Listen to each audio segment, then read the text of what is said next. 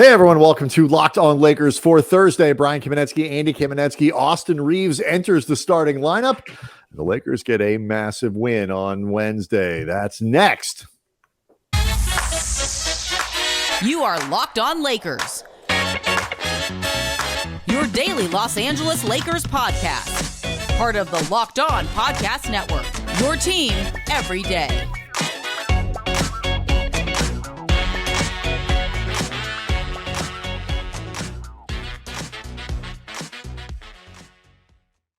Thanks to everybody for making Locked On Lakers your first listen of every day, Monday through Friday, no matter how or where you get your podcast. By the way, sometimes on Saturdays, sometimes on Sundays. It's not just Monday through Friday. Not while all this is happening, Andy. The Lakers trying to push their way into the top 10.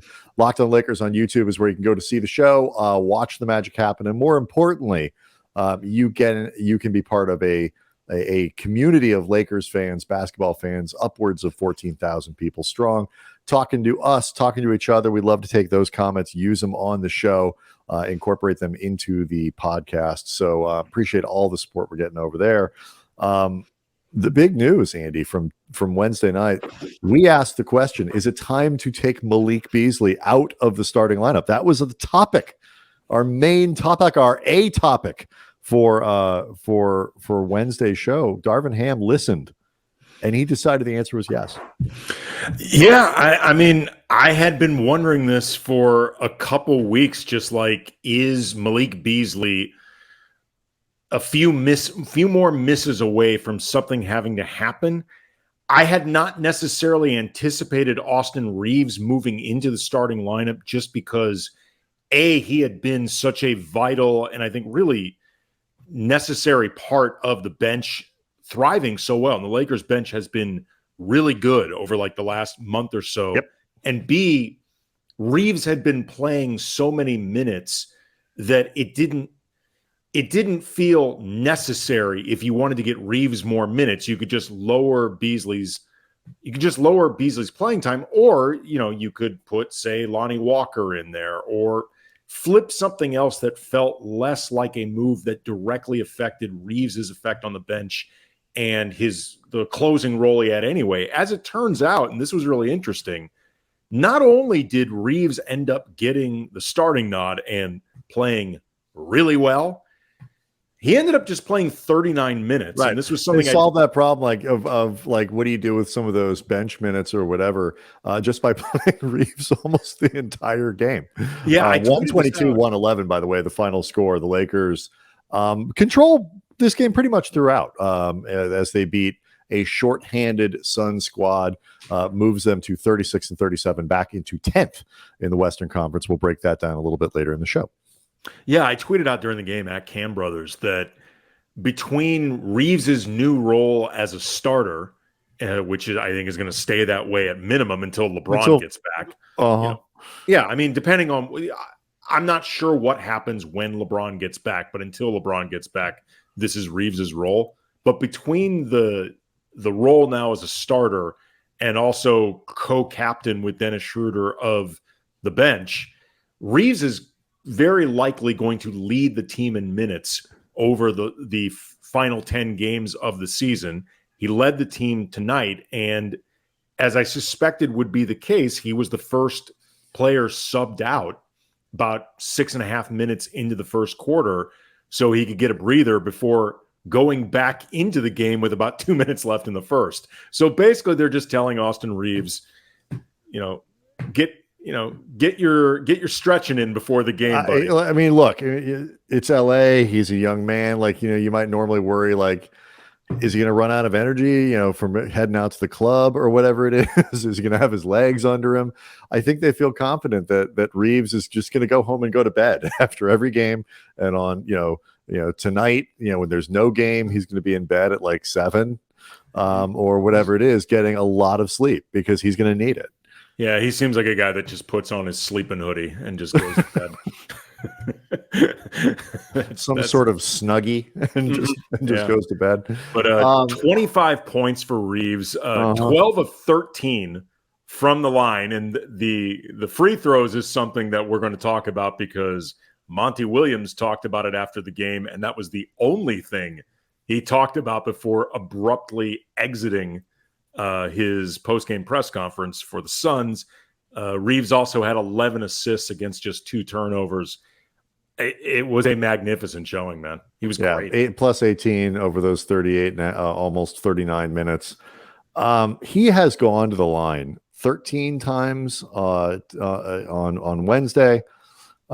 The Orlando game on Sunday, he went to the line 18 times. He went 9 times against Dallas, 13 times against Houston. He has clearly figured something out here in terms of his confidence, getting into lane and drawing contact. It's always been a strength of his, drawing contact in that way. But he's, with these bigger minutes and higher leverage minutes, is doing like the Trae Young thing, the James Harden thing, one of these guys who is, Shea is notorious for this, Jimmy Butler, one of these guys who just earns 6 or 7 or 8 points every game at the line. That's what he's been doing of late. It'll be really interesting to me to see if he can keep that up, or what the defensive adjustment the teams make to that will be. I don't know exactly what it is, because part of the reason players like that are so effective at getting to the line is they understand angles. They change speeds incredibly well. And they are capable, if you don't put a body on Austin Reaves that way, he's just going to, okay, I'll just go score. I mean, it's, he's very crafty in that way. And so the defensive adjustment is coming. Teams will start to defend him differently, scout him differently, and all that. And I'm not saying the guy's going to become instantly here on out a 24-point-a-night guy, but I don't think it's going to be one of these things where, like, remember when Mike Penberthy kind of hit the scene and everyone's okay, go guard him. And that was sort of the end of Mike Penberthy. We're not going to see that. Like Austin Reaves, this uptick is for real. Yeah. And by the way, I do think he's going to keep starting. And I think when LeBron gets back, I think he'll probably continue to keep starting, because at that point, A, it means the lineup will have been doing really well, but also B, I think when you get to that point, you just keep playing your best players. Yeah, I mean, I think there's a really good chance of that. I'm just saying you never know what ends up happening once you put LeBron back in that lineup, and a lot of what you'd be looking for from Austin, LeBron will be doing. So that would be the only variable there. What's interesting with the free throws, Austin, there's a quote I saw after the game where he said, quote, 46 free throws is a lot, talking about the whole team, not Austin. He did not get 46 free throws. It just felt like it. Right. Yeah. 46 free throws is a lot, but if you get downhill a lot and you have guys like AD and D'Lo who are really crafty, you're going to get a lot of fouls. First of all, I love that Austin Reaves in just 2 seasons has gone from all shucks, undrafted free agent rookie to don't hate the player, hate the game. Like, that's just glorious. That is fantastic. Second, like, the thing that I think about Reaves, once people get past like the mystifying element of, like, seriously, like Austin Reaves is getting the line like 10 times a game. Like, really? Like, and Googling who is Austin Reaves, like one of our frequent Twitter follows, we love him, at Los Real Ali, or as he calls himself, Dr. Los, Real Polyamorous Tantric Sex Guru. The most impressive thing with Austin Reaves, he almost never twerks and convulses like CP3, Luka, Trae, Harden, and Joe Cocker.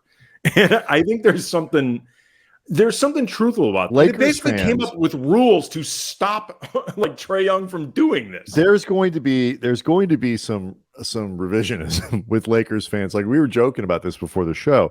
Like, I know a few people who just detest the way James Harden plays basketball. I'm not one of them. I think the ability to pick up fouls like that is a skill that requires an amazing feel for the game. And so, like, Lakers fans are going to twist themselves up in some knots trying to talk about how Reaves is not doing basically the same thing that those other guys are doing. But I will say that point is correct. Reaves usually sells contact on the other end, like when he's getting hit in the face, but like he is much more demonstrative selling contact as a defender than he is drawing fouls to get to the line. So I will say, I agree with you. The way Austin Reaves does exactly the same thing is significantly more dignified, it is more honorable, and it is therefore better. With Reaves and the way he goes out of his way to draw contact defensively, and that is contact that he truly earns, just ask his face. Yes. That's a big difference also between him and James Harden, Trae Young. Oh, yeah, those Luka. two guys. Like those two guys for sure. You're going to respect the way Reaves just draws contact in general more than those other guys. So yeah, I'm not saying. Oh yeah, you're right about that. All right, let's move on to AD because an interesting one from Anthony Davis on Wednesday. We'll get to it next. Locked On Lakers is brought to you by Ultimate Pro Basketball GM, and we are excited by our new partner and sponsor of today's episode, the mobile game Ultimate Pro Basketball GM. If you've ever dreamed of being an NBA GM and managing your own basketball franchise, your dream can come true with Ultimate Pro Basketball GM. Manage every strategic aspect of your team during the season. You're responsible for hiring the right coaches and assistants, trading and training players, making draft picks, navigating the franchise through free agency and the draft and the ups and downs of a season. And Ultimate Pro Basketball GM is completely free, playable offline, on the go, whenever you want. I've created a new GM for my team, the Los Angeles Knights. His name's Chaz Bartender. Locked On Lakers listeners get a 100% free boost to their franchise when using the promo Locked On in all caps in the game store. So make sure to check it out. Download the game. Just visit probasketballgm.com, then scan the code or look it up in the App Store. Again, probasketballgm.com. Locked On is the promo code in all caps for the 100% free boost. Start your dynasty today.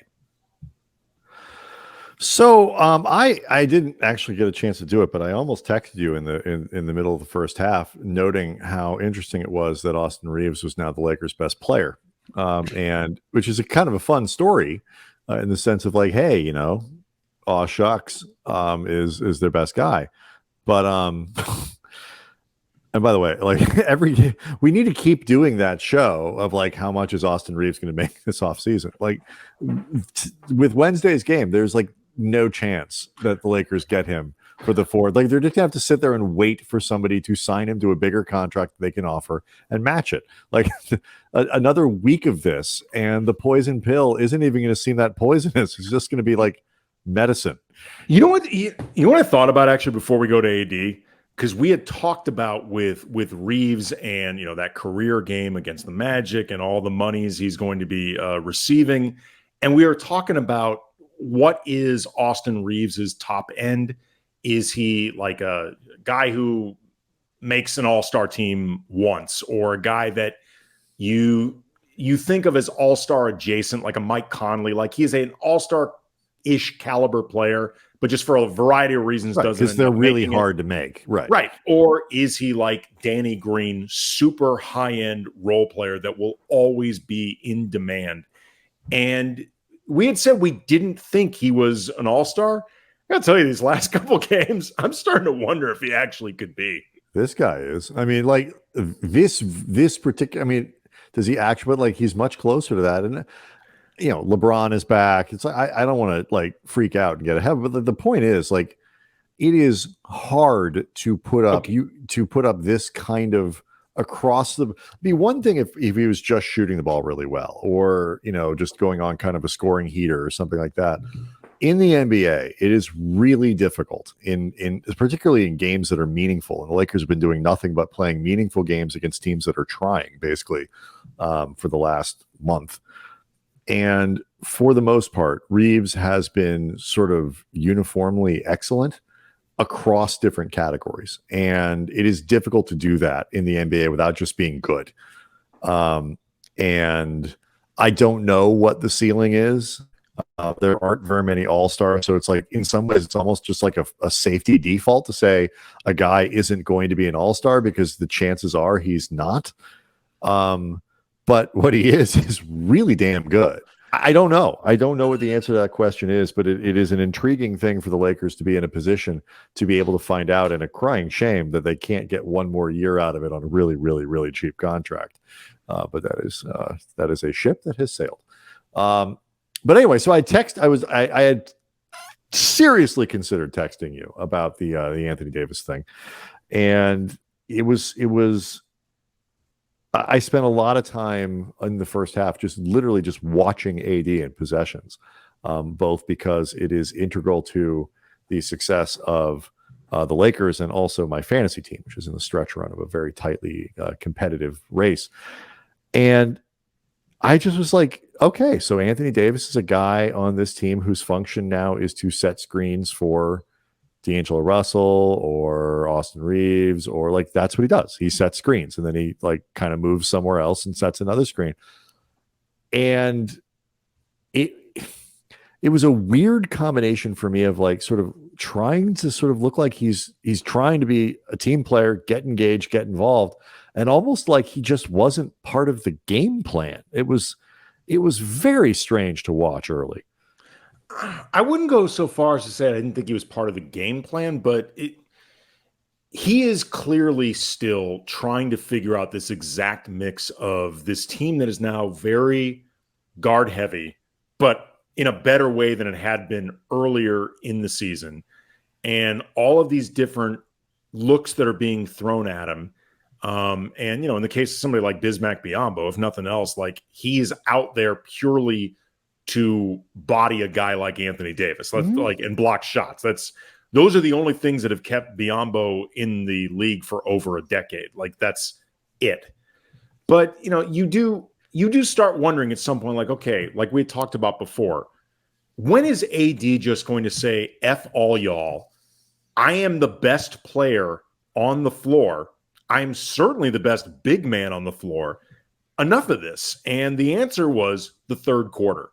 Because the third quarter, AD was a flippin' monster in this game. And he was a monster that was not just putting up points.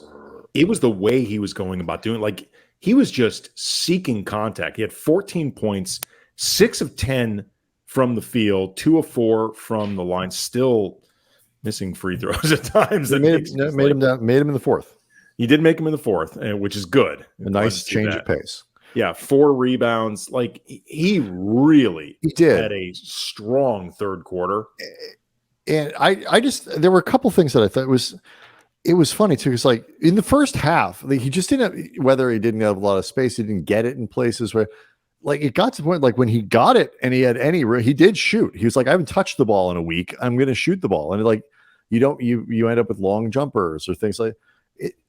It took like 2 possessions in the second half where he got a little bit of daylight or got a mismatch inside where, he was off switching and movement or whatever, ended up with, Chris Paul on his back. That happened in the fourth quarter or something, at one point. And, or it was just like one-on-one with Landale and no help came. And it's like, okay, I'm not going to be stopped by Jock Landale. Like that is not a thing that we're going to be doing tonight. Or Biyombo in space with no double coming, or before the double came, or the double was to a little person. He once he got going, that and he saw a little daylight, and he had a couple buckets, and he finished at the rim or drew some contact or whatever. Then it just kept going, and it elevated, and all of a sudden, like it almost looked like a switch flipped in his head of decisiveness, of going faster, of making the moves more aggressively, of all these other things. And then there were moments because of that later where now he's in this sort of heightened space where, okay, now the double is coming and he makes the effective pass and the Lakers are ping-ponging the ball around in ways where you could tell at that point he was inviting that pass because he knew if the double comes, the double's going to come from here. I'm going to be able to outlet there. We're going to get, they shook Vanderbilt loose for an easy bucket late in the game. It was really decisive based on AD reading that play really well, drawing the double and moving on from there. But like it was just like it didn't take much. If the Lakers and / Davis could just do that in the first quarter, it would be a lot better. Well, look, to be fair to AD, they finished the first half up 7. Mm-hmm. And in the first half, the Lakers were scoring pretty well. They shot 46%, from the field for the first half, and that was with Schroeder and Rui missing all of their shots and Brown going 2 of 6. They were shooting very well from behind the arc, and the scoring had been really spread out pretty evenly. So it might have been one of those things where AD was thinking, I don't necessarily need to force the matter. You know what I mean? Like in a way that maybe takes us out of a lot of what's working. Sure. But in that third quarter, like there was a sequence that stood out to me where on 3 straight possessions, he had a sequence where he drew contact. Then he had this just really pretty baseline spin move against Landale where he gets this just emphatic dunk. And then another sequence drawing contact, getting to the line. And it felt like in that third quarter, he was just ready to put the thing away. You know what I mean? Like he was just like, okay, now is the time I really want to just start creating true separation and maybe asserting myself more in this game than it felt necessary or whatever. You know, interestingly too, the Lakers also lost that third quarter. So maybe that was also AD feeling like, okay, I have to do more in this game because they were outscored 33-29. Devin Booker went on a heater. He had 14 in the third. So, this may have been AD, I guess maybe a function of AD feeling like, okay, I'm going to let these other guys contribute until I really need to take the thing over. We'll talk a little bit more about this and update the standings next, because like this is important. So we'll do it next.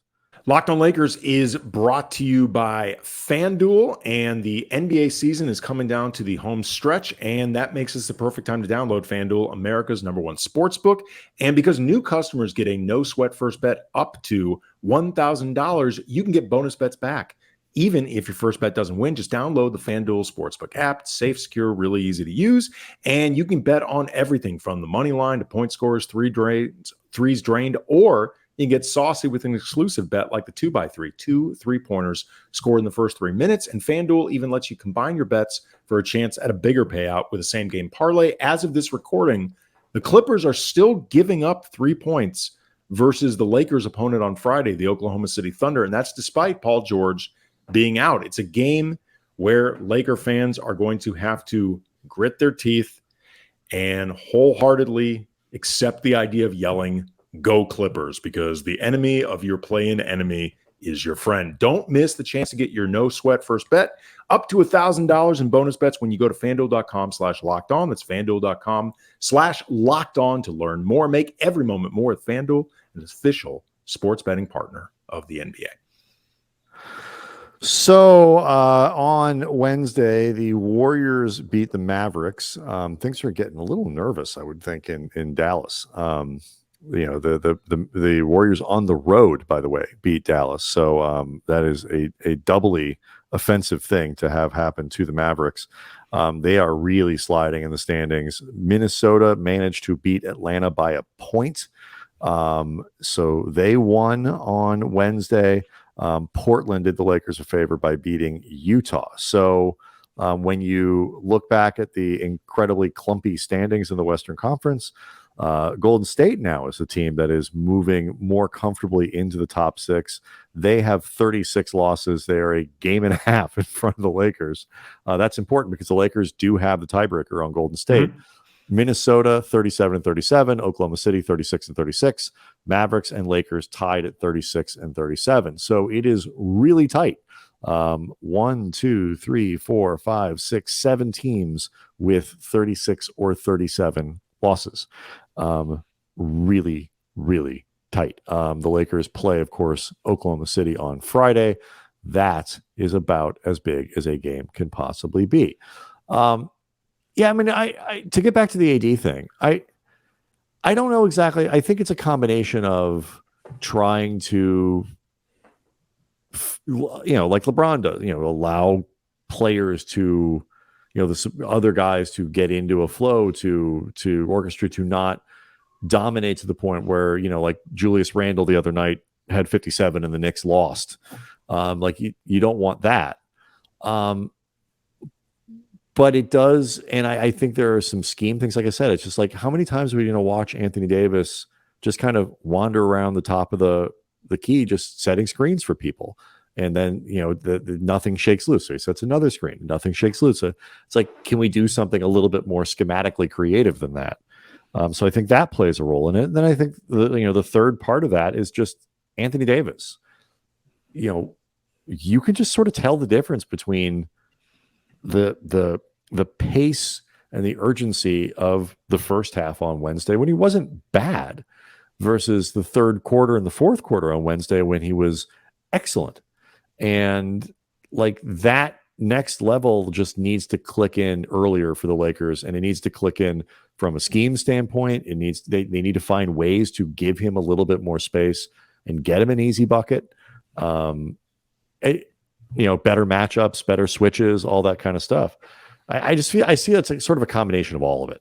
Well, I mean, in that sense, it could be helpful to have Reaves out there because he is much more of a playmaker than Malik Beasley. Mm-hmm. And it's another guy along with D'Angelo Russell that can, help find those spots for AD. Another thing I noticed just having Reaves out there that was great for D'Lo is when it was him and Malik Beasley in the backcourt without LeBron there, Troy Brown on the wing, Jared Vanderbilt, you're basically left with D'Lo as the primary and often sole playmaker, which means he can't have any real utility off ball. With Reaves out there, D'Lo can play off ball. And there was at least one bucket I can remember off the top of my head that Reaves set D'Lo up off a cut and, just diving to the basket. Like you're going to see just more general utility from D'Lo and maybe even from AD as a whole, just from having another guy out there that can maybe help, recognize when AD's in a good position, that can work off him. And I think, like that. Our friend Jason Tim pointed out that, like he, saw a few times. I think I was looking at some of the same stuff. Like there are times when AD actually does get the right matchup with the right time and doesn't get the ball in a position where he could act quickly and decisively. Because I don't love just planting the guy down on the block and go, because I think it just makes him too easy to defend. But there are times when he beats his man down there or, goes early and establishes position where you do need to get on the ball quickly. And, the Lakers guards don't always do that. And so that's something else that needs to, that can change too, that guys who haven't necessarily played with him a lot are attuned to. Maybe Reaves is a little more there. It's just also some of it with Reaves is just ultimately, I think you put him in the starting lineup because he's just playing too well not to. You reach the part of the season where not putting your best players in the lineup could be kind of a version of overthinking it. Like the starting lineup in a position where they could play the maximum amount of minutes that you need with your other best players. But you could really tell the difference. Like the starting lineup bounced back nicely to where you are able to absorb a quiet 6-point game from Troy Brown. I don't think it's an accident that Vanderbilt shook loose 5 of 5 from the floor and, garbagey Vanderbilt type minutes, type buckets. And then the Lakers did the other thing they did really well that helped Andy. And this was different, was generated offense with defense. They were able to create in going the other way by turning Phoenix over and getting easy buckets, which was a nice change. That actually makes sense. Because Austin Reaves is a much better, more disruptive defender than Malik Beasley, but also we had talked about this, and this was more the matchup than the lineup switch because Phoenix is a pretty small team. But Jared Vanderbilt, who we should make sure to point out, asked for the assignment of Devin Booker. And, Booker had a good night, but I don't think he necessarily, at least for the most part, had an easy night. And either way, it's great to see Vanderbilt want that assignment. But him being out on the perimeter or the ability to do that, we had talked about that as far as the way he started out defensively on this team versus where he's been without LeBron. I think the more he can be out on the perimeter, the more disruptive the defense in general can be. Speaking, by the way, of just disruptiveness and putting Phoenix on his heels, Monty Williams complaining about the free throws, that discrepancy. And when I say he complained, he took one question in his post-game presser. I don't even know what the question was. I just know all he talked about was his team not getting to the line enough in this game, his team not getting the line enough in general. They're just thought of as these mid-range gods, and they don't get enough credit for the contact that they draw and earn, blah, blah, blah. Devin Booker, he had 12 free throws, but everybody else only, only 8 between them. Serious question for Monty Williams. Even if you want to say the Lakers were the beneficiaries of real home cooking, who the F else on the Suns do you expect to be getting to the line with regularity with no Kevin Durant, no DeAndre Ayton? Like, Chris Paul at this stage of his career is not somebody who gets to the line often. He certainly used to, but he doesn't anymore. He has not been going to the line with regularity for the last few years. I looked up some other guys like Josh Okogie has his career high for free throws in a season attempted 3. Right. Torrey Craig, like 1 free throw per game. Terrence Ross, all the guy in this league has ever done is be a volume, empty calories scorer. He's never averaged more than 3 free throws a game. Landry Shamet never averaged 2. Bismack Biyombo, trust me, people would send him to the line if they could, because he's like a 45% or whatever free throw guy on his career. It's not like people are avoiding contact with Biyombo. I took it more to mean it's more to be about less about not getting calls and more complaining that the Lakers were getting too many. But the flip side of that is, the Suns have the worst ratio of free throws to field goals as a defending team in the NBA, and it's really not even close. And the Lakers, meanwhile, that is, the problem with the Lakers is not that, one thing you said, they defend without fouling. They do not put other teams on the line. They don't generate enough turnovers. But the Lakers don't foul. And so this game, from that perspective, played out exactly as you would think. And the Lakers are one of the best. The Lakers are one of the best teams in the league at keeping teams off the line. They are the best team, at least as a free throws to field goal attempts. That ratio, and the Suns are the worst. And so, especially on the Lakers' home floor, with Superman Austin Reaves, and like the Lakers broadly, that this was not surprising to me. No, the Lakers also lead the league in getting to the line, and not just because of the emergence of Austin Reaves. Like they've been great at getting to the line all right. season. You forget that because they're not as good at converting. I was going to say they weren't very good. They weren't very good on Wednesday. Like, I had that really scary sinking feeling of, from the Dallas game of, like, they're going to leave. Look, 46 free throws is a lot of free throws. I mean, don't get me wrong. I'm not trying to pretend the Lakers didn't shoot a lot of free throws, but 46 is a lot. But like they just, I had that feeling like they're going to leave enough free throws out there that they're going to, like, risk losing this game, but it didn't turn out. So that was nice.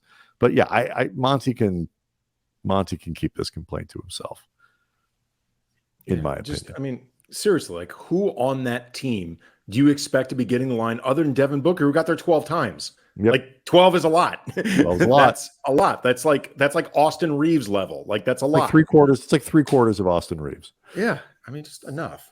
Right, if he sat the fourth quarter. Locked On Lakers on YouTube is where you can go to see the show. We'll be back on Friday to get everybody ready for a huge game against the Oklahoma City Thunder. All kinds of implications for the top 10, for tiebreakers, for this, that, whatever. Plus, Shea, who might actually play in that game. Mark Daigneault says that the Shea, who has not been playing back-to-back since coming back from that abdomen thing, might be able to do that now because, of course. So we'll see how that goes. And I am, for one, I'm very much looking forward to that game. We'll see everybody next time.